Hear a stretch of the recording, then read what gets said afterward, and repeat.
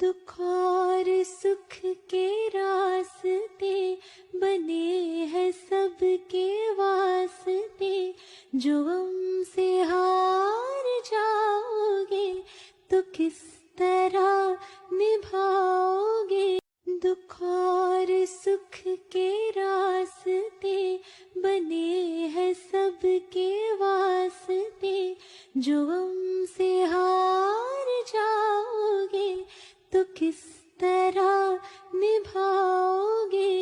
دکھ اور سکھ کے راستے بنے ہیں سب کے واسطے، جو غم سے ہار جاؤ گے تو کس طرح نبھاؤ گے؟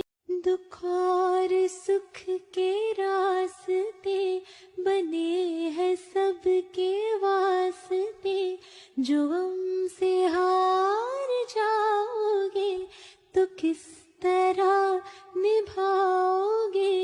دکھ اور سکھ کے راستے بنے ہیں سب کے واسطے، جو غم سے ہار جاؤ گے تو کس طرح نبھاؤ گے؟ دکھ اور سکھ کے راستے بنے ہیں سب کے واسطے، جو غم سے ہار جاؤ گے تو کس طرح نبھاؤ گے؟ دکھ اور سکھ کے راستے بنے ہیں سب کے واسطے، جو غم سے ہار جاؤ گے تو کس طرح نبھاؤ گے؟